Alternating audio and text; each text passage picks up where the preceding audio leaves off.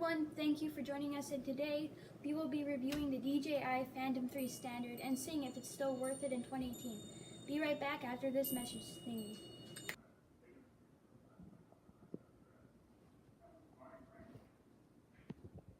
Okay, I know that wasn't very long, but anyways, let's start out with the Dji Phantom lineup. So in 2007, the Dji Phantom 1 came out, which was, it had all of the things that today would just be trash. The Phantom 2 came out in around 2009, and then the Vision Plus came out a little bit afterwards, and then the Phantom 3 came out. The Standard and the Professional came out first, and then the Advanced and the 4K model came out a little bit afterwards, like a month or second. And then a year later, the Phantom 4 came out, followed by the Phantom 4 Advanced, Pro Plus, and version 2.0, which we have right now. So let's get into the specs after that. So specs, the battery. Hold on. The battery has about 25 minutes of flight time. It has 4 LEDs, so you can check the percentage. It takes, here, hold on. Right there, it takes an hour to charge from 0%, and you get about 25 minutes of flight time. So next up, the range. Okay. You can buy separate range extenders, which will increase the range by like ×4 for like $50. And so the range, if you buy bare bone, buy it on Amazon, $500. Plain, the range you get about like 800 meters.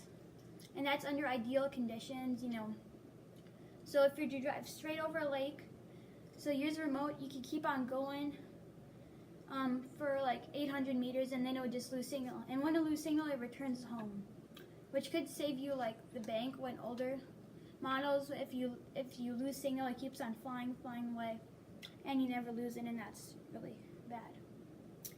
Okay, camera and gimbal. The included camera shoots up to 2.7K at 24 and 30 frames per second.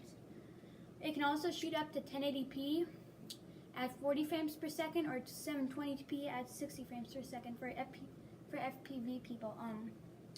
The gimbal, it has a 3-axis gimbal, unlike the Spark. So let me just turn it on and show you. Hold on a second. Making that famous DJI sound. So the gimbal, what that does, it keeps it stabilized. So this is 3-axis, so like on older models like the Spark, it had 2-axis gimbal. So it's fully stabilized, so almost any footage that you shoot, even if it's like a windy day, it will be, stable, which it should be. Flight modes. This has plenty of them.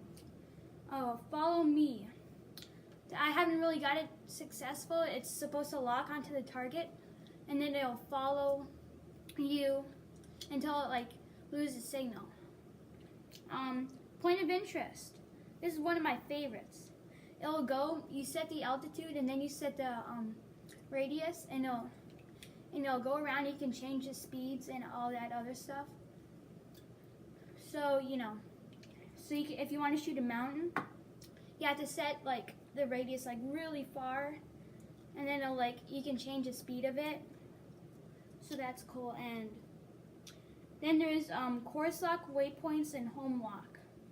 Course lock and waypoints I found to be like really similar. So you fly to one area, and then you set the coordinate, then you fly to another area, you set the coordinate, and fly to another area, you set the coordinate, so on and so forth.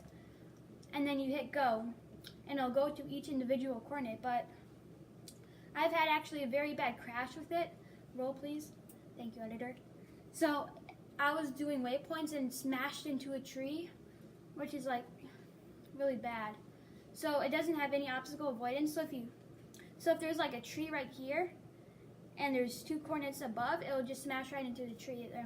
It'll take the shortest cut. Since this thing doesn't have any obstacle avoidance sensors like the Phantom 4 lineup does, which is pretty, not really good.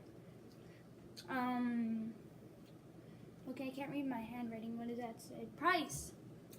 I got this for, I had a pawn shop. I got a pretty good deal at $300. You can find them on eBay. Keep a note that you probably want to go to Craigslist, because on eBay they could sell it to you trash and you wouldn't really get your money back. You could, but if you go on Craigslist, you can actually try out the drone to make sure it actually works right. So that's what, storage. This thing takes, right here, this thing takes micro SD cards. The included micro SD card is 8 gigabytes of storage, which is not great. You can buy like $300 800 storage micro SD cards.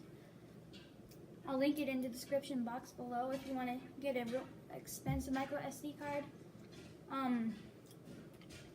Okay, let's head on to the flight demo.